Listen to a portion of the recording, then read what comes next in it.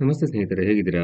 ಇವತ್ತು ನಾನು ನಮ್ಮ ದೇಶದ ಮತ್ತೊಂದು growing sector PSU banks, public sector banks ಬಗ್ಗೆ ಡಿಸ್ಕಸ್ ಮಾಡ್ತೀನಿ. ಬೇಸಿಕಲಿ ಈ ಕ್ಷೇತ್ರದಲ್ಲಿರೋ ಬೆಳವಣಿಗೆಯ ಅವಕಾಶಗಳೇನು, ಈ ಪಬ್ಲಿಕ್ ಸೆಕ್ಟರ್ ಬ್ಯಾಂಕ್ಸ್ಗಳು ಯಾವುದು ಇಂಡಿಯಾದಲ್ಲಿ, ಮತ್ತೆ ಫೈನಲ್ ಪ್ರಾಡಕ್ಟ್ ಆಸ್ ಇನ್ವೆಸ್ಟರ್ಸ್ ನಾವು ಇದರ ಲಾಭನ ಹೇಗೆ ಪಡಿಬಹುದು ಅಂತ ನಾವು ತಿಳ್ಕೊಳ್ಳೋಣ. ಓಕೆ, ಮೊದಲು ಪಬ್ಲಿಕ್ ಸೆಕ್ಟರ್ ಬ್ಯಾಂಕ್ಸ್ ನಲ್ಲಿ ಗ್ರೋತ್ ಏನು ಅವಕಾಶಗಳಿದೆ, ಏನಕ್ಕೆ ಪಬ್ಲಿಕ್ ಸೆಕ್ಟರ್ ಬ್ಯಾಂಕ್ಸ್ ಬೇಕು ಅಂದಾಗ ಕೆಲವು ಕಾರಣಗಳು ಬರುತ್ತೆ. ನಾನೊಂದು 2-3 ಕಾರಣಗಳನ್ನ ಮಾತಾಡ್ತೀನಿ. ಹೋದ ವರ್ಷ ಕೊನೆಯಲ್ಲಿ ಇಂಡಿಯಾ ಗವರ್ಮೆಂಟ್, ನಮ್ಮ ದೇಶದ ಗವರ್ಮೆಂಟ್ ಅನೌನ್ಸ್ ಮಾಡ್ತು. ನಿಮ್ಗೆಲ್ಲರೂ ಗೊತ್ತಿರಬೇಕು, ನಮ್ಮ ದೇಶದ ಮೇನ್ ಏಮ್ ಇವಾಗ ಡೆವಲಪ್ಡ್ ಕಂಟ್ರಿ, ಅಭಿವೃದ್ಧಿ ಹೊಂದಿರೋ ಕಂಟ್ರಿ ಆಗ್ಬೇಕು, ದೇಶ ಆಗ್ಬೇಕು. ಅದಕ್ಕೆ ಪ್ರತಿಯೊಂದು ಕ್ಷೇತ್ರದಲ್ಲೂ ಬೆಳವಣಿಗೆಯನ್ನ ನಾವು ಹೊಂದಬೇಕು. ಅದಕ್ಕೆ ಒಂದು ತುಂಬಾ ಅಂಬಿಷಿಯಸ್ ಪ್ಲಾನ್ ಇಟ್ಕೊಂಡಿದ್ದಾರೆ. ಏನು, 2047ರಲ್ಲಿ 20-21 ವರ್ಷದಲ್ಲಿ ನಾವು ಅಭಿವೃದ್ಧಿ ಹೊಂದಬೇಕು. ಹಾಗಾದ್ರೆ ಪ್ರತಿಯೊಂದು ಕ್ಷೇತ್ರದಲ್ಲೂ ನಾವು ಬೆಳವಣಿಗೆ ಕಾಣಿಸ್ಬೇಕು ಅಂದ್ಬಿಟ್ಟು, ಎಸ್ಪೆಷಲಿ ಪಬ್ಲಿಕ್ ಬ್ಯಾಂಕ್ಗಳಲ್ಲಿ ಮತ್ತೆ ಪಬ್ಲಿಕ್ ಸೆಕ್ಟರ್ ಬ್ಯಾಂಕ್ಗಳಲ್ಲಿ ಏನ್ ಮಾಡ್ತಿದ್ದಾರೆ, ನಮ್ಮ ದೇಶದ 2 ಬ್ಯಾಂಕ್ಗಳು ವರ್ಲ್ಡ್ ಟಾಪ್ 20 ನಲ್ಲಿ ಬರಬೇಕು ಅಂತ ಹೇಳ್ತಿದ್ದಾರೆ. ಅದರ ಅರ್ಥ government is very keen and ಅವರು ಅದಕ್ಕೆ ತುಂಬಾ ಸಪೋರ್ಟ್ ಮಾಡ್ತಾರೆ. ಓಕೆ, ಅದು ಒಂದು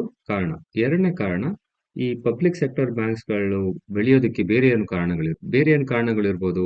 ಇಲ್ಲಿ ಕೆಲವು ನಾನು ಗೂಗಲ್ ಸರ್ಚ್ ಮಾಡಿದಾಗ ಕೆಲವು ಪಾಯಿಂಟ್ಸ್ ಕೊಡ್ತು. ಅದರಲ್ಲಿ ಸರಳವಾಗಿ ಅರ್ಥ ಆಗೋ ಪಾಯಿಂಟ್ ಗಳನ್ನ ನೋಡೋಣ.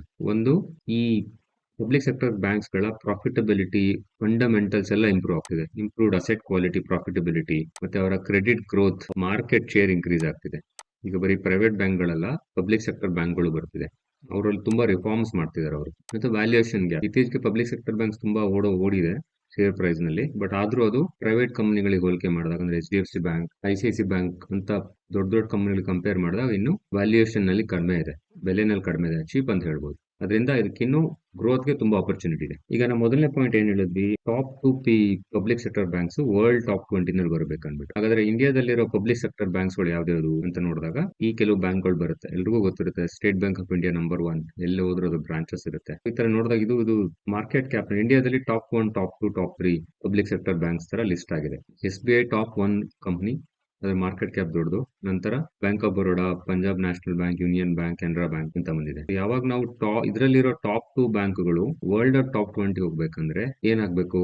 ಒಂದು, SBI ಡೆಫಿನೆಟ್ಲಿ ಹೋಗುತ್ತೆ. ಮತ್ತೆ ಈ ಉಳಿದಿರೋ ಬ್ಯಾಂಕ್ಗಳಲ್ಲಿ ತುಂಬಾ ಬ್ಯಾಂಕ್ಗಳು ಅಥವಾ ಎಲ್ಲಾ ಬ್ಯಾಂಕ್ಗಳು ಅಥವಾ ಮೆಜಾರಿಟಿ ಸ್ಟೇಟ್ ಬ್ಯಾಂಕ್ ಆಫ್ ಇಂಡಿಯಾದಲ್ಲಿ ಮರ್ಜ್ ಆಗುತ್ತೆ. ಅದ್ ಬಿಟ್ರೆ ಬೇರೆ ರೀಸನ್ ಕಾಣಿಸ್ತಿಲ್ಲ. ಯಾಕಂದ್ರೆ 10 ಬ್ಯಾಂಕ್ಗಳು ಇಟ್ಕೊಂಡು ಅದನ್ನ ಟಾಪ್ 20 ಹೋಗ್ತೀನಿ ಅಂದ್ರೆ ಆಗೋದಿಲ್ಲ. ಸೊ ಇದರಲ್ಲಿ ಮರ್ಜರ್ ಅಂಡ್ ಅಕ್ವಿಸಿಷನ್ಸ್ ಆಗುತ್ತೆ. ಇವೆಲ್ಲ ಕ್ವಾಲಿಟಿ ಬ್ಯಾಂಕ್ಗಳೇ. ಆತರ ಆದಾಗ ಇಂಡಿಯಾ ಒಂದು ಟಾಪ್ 2, ಟಾಪ್ 3, ಟಾಪ್ 5 ಬ್ಯಾಂಕ್ಗಳು ಫೋಕಸ್ ಮಾಡಬಹುದು. ತುಂಬಾ ಒಳ್ಳೆ ಟಾಪ್ 2 ಕಂಪನಿಗಳ ಮೇಲೆ ಹೋಗುತ್ತೆ. ಅದರ ಅರ್ಥ ಏನು, ಉಳಿದಿರೋ ಬ್ಯಾಂಕ್ಗಳು ಕೂಡ ಮೇಲೆ ಗ್ರೋತ್ ಆಗುತ್ತೆ. ಸೊ ಆಸ್ ಇನ್ವೆಸ್ಟರ್ಸ್ ಏನಾಗುತ್ತೆ, ಇದರ ಅರ್ಥ ಈ ಬ್ಯಾಂಕ್ಗಳ ಶೇರ್ ಪ್ರೈಸ್ಗಳು ಮುಂದೆ ಹೋಗಬಹುದು, ಪ್ರೊವೈಡೆಡ್ ಅವರ ಫಂಡಮೆಂಟಲ್ ಗಳು ಚೆನ್ನಾಗಿದ್ರೆ. ನಾವಾಗ ಅಂತ ಕಂಪನಿಗಳಲ್ಲಿ ಕಡಿಮೆ ಬೆಲೆ ನೋಡಿ ಇನ್ವೆಸ್ಟ್ ಮಾಡಿ ಲಾಭ ಪಡಿಬಹುದು. ಹಾಗಾದ್ರೆ ಕ್ವಿಕ್ ಆಗಿ ಈ ಪಬ್ಲಿಕ್ ಸೆಕ್ಟರ್ ಬ್ಯಾಂಕ್ಗಳಲ್ಲಿ ನಾನು ಆಕ್ಚುಲಿ ಪಂಜಾಬ್ ನ್ಯಾಷನಲ್ ಬ್ಯಾಂಕ್ ಮತ್ತೆ ಬ್ಯಾಂಕ್ ಆಫ್ ಇಂಡಿಯಾ 2 ಟ್ರ್ಯಾಕ್ ಮಾಡ್ತಾ ಇದೀನಿ. ಎಲ್ಲಾ ಬ್ಯಾಂಕ್ಗಳು ಟ್ರ್ಯಾಕ್ ಮಾಡಬಹುದು. ಅದ್ರ ಬದಲು ನಿಮ್ಗೆ ಯಾವ್ದು ಇಷ್ಟ ಆಗುತ್ತೋ 2 ಬ್ಯಾಂಕ್ಗಳು ಟ್ರ್ಯಾಕ್ ಮಾಡಬಹುದು, ಪ್ರೊವೈಡೆಡ್ ಅವ್ರ ಬೆಲೆಗಳು ಕಡಿಮೆ ಇದೆ ಮತ್ತೆ ಫಂಡಮೆಂಟಲ್ ಚೆನ್ನಾಗಿದೆ ಅಂತ. ಪಂಜಾಬ್ ನ್ಯಾಷನಲ್ ಬ್ಯಾಂಕ್ ಕ್ವಿಕ್ ಆಗಿ ನೋಡಿದ್ರೆ ಅದರ ಕ್ವಾರ್ಟರ್ ರಿಸಲ್ಟ್ಸ್, ಅದರ ನೆಟ್ ಪ್ರಾಫಿಟ್ ನೋಡಿದ್ರೆ ಸಿಂಪಲ್ ಆಗಿ ಮೇಲ್ ಹೋಗ್ತಾನೆ ಇದೆ.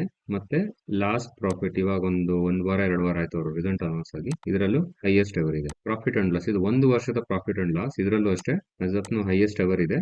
TTM ಅಂದ್ರೆ ಇಲ್ಲಿವರೆಗೂ ಅಂತ. ಇನ್ನು ಒಂದು ಕ್ವಾರ್ಟರ್ ನಂಬರ್ ಬರ್ಬೇಕು, ಅದು ಏಪ್ರಿಲ್ ಎಂಡ್ ಅಲ್ಲಿ ಬರುತ್ತೆ, ಮಾರ್ಚ್ ಎಂಡ್ ನಲ್ಲಿ. ಆಬ್ವಿಯಸ್ಲಿ ಅವಾಗ ಇನ್ನೂ ಜಾಸ್ತಿ ಇರುತ್ತೆ. ಬ್ಯಾಲೆನ್ಸ್ ಶೀಟ್ ನೋಡಿದಾಗ ಈ ಕಂಪನಿಯ ರಿಸರ್ವ್ಸ್, ಅವರಲ್ಲಿ ಎಷ್ಟು ಅಮೌಂಟ್ ಇದೆ ಆಸ್ ಆಫ್ ನಾವು ಕ್ಯಾಶ್, ಅದನ್ನ ಇನ್ವೆಸ್ಟ್ ಮಾಡಬಹುದು, ಒಂದ್ ಬೇರೆ ಕಂಪನಿಗಳನ್ನ ಬೈ ಮಾಡಬಹುದು, ಸಾಲ ಕೊಡಬಹುದು, ಅದು ಇಷ್ಟಿದೆ.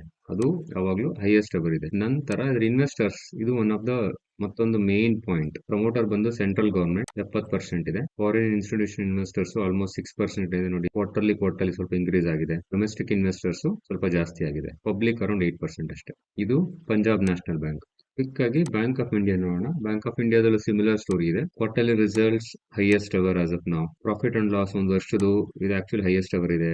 ಬಿಟ್ವೀನ್ ಒಂದು ಕ್ವಾರ್ಟರ್ ಬಾಕಿ ಇದೆ. ಬ್ಯಾಲೆನ್ಸ್ ಶೀಟ್, ಅವರ reserves highest ever. Investors similar. Promoters, ಇದು ಪ್ರೆಸಿಡೆಂಟ್ ಅಥವಾ ಗವರ್ಮೆಂಟ್ ಆಫ್ ಇಂಡಿಯಾ ಓನ್ ಮಾಡುತ್ತೆ, 73%. FIIs ಇನ್ಕ್ರೀಸ್ ಆಗಿದೆ, ಆಲ್ಮೋಸ್ಟ್ 6%. DIAs ಬಂದು 15%.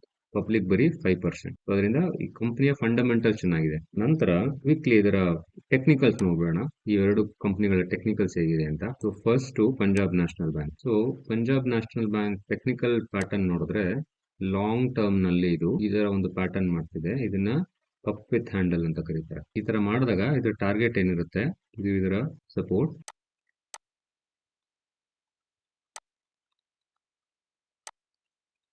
ಈ ತರ ನೋಡಿದಾಗ ಲಾಂಗ್ ಟರ್ಮ್ ಇದ್ರ ಟಾರ್ಗೆಟ್ ಬಂದು 242, ಕರೆಂಟ್ಲಿ ಎಷ್ಟರಲ್ಲಿದೆ 126 ರೇಂಜ್ ಅಲ್ಲಿ ಇದೆ. ಇದು ಲಾಂಗ್ ಟರ್ಮ್ ಟಾರ್ಗೆಟ್. ಇದನ್ನ ಚಾರ್ಟ್ ನ ಇನ್ನೊಂದ್ ತರ ನೋಡಬಹುದು ಏನಂದ್ರೆ, ಶಾರ್ಟ್ ಟರ್ಮ್ ನಲ್ಲಿ ಡ್ರಾಯಿಂಗ್ ರಿಮೂವ್ ಮಾಡಿದ್ರೆ ಇದೊಂದು ಪ್ಯಾಟರ್ನ್ ಮಾಡ್ತಿದೆ.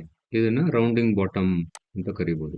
ಇದ್ರಲ್ಲಿ ಏನಾಗಿದೆ, ರೌಂಡಿಂಗ್ ಬಾಟಮ್ ನಲ್ಲಿ ಈ ತರ ಬಂದಾಗ ಐಡಿಯಲಿ ಇನ್ವೆಸ್ಟರ್ಸ್ ಈ ಒಂದು ಪ್ರೈಸ್ ನಲ್ಲಿ ಬೈ ಮಾಡ್ತಾರೆ. ಇದು ಫಸ್ಟ್ ಟಾರ್ಗೆಟ್ ಆಗುತ್ತೆ, ಯಾಕಂದ್ರೆ ಇದರ ಸಪೋರ್ಟ್ ರೆಸಿಸ್ಟೆನ್ಸ್ ಇಲ್ಲಿ ಬರುತ್ತೆ. ಇದು ಇದರ ಸಪೋರ್ಟ್ ರೆಸಿಸ್ಟೆನ್ಸ್, ಇಲ್ಲಿ ಟಾರ್ಗೆಟ್ ಬಂದಿದೆ. ಇದನ್ನ ಇನ್ನೊಂದ್ ತರ ನೋಡಬಹುದು ಏನಂದ್ರೆ, ಇಲ್ಲಿಂದ ಇದರ ರೆಸಿಸ್ಟೆನ್ಸ್ ವರೆಗೂ ಒಂದು ಪಾಯಿಂಟ್ ಮಾಡ್ಕೊಂಡ್ರೆ 200 ವರೆಗೂ ಟಾರ್ಗೆಟ್ ಇದೆ. 50% ಗ್ರೋತ್ ಆಪರ್ಚುನಿಟಿ ಈ ಸ್ಟಾಕ್ ನಲ್ಲಿ, ಪಂಜಾಬ್ ನ್ಯಾಷನಲ್ ಬ್ಯಾಂಕ್ ಅಲ್ಲಿ. ಸೊ ಇದು ಪಂಜಾಬ್ ನ್ಯಾಷನಲ್ ಬ್ಯಾಂಕ್ ಆಯ್ತು.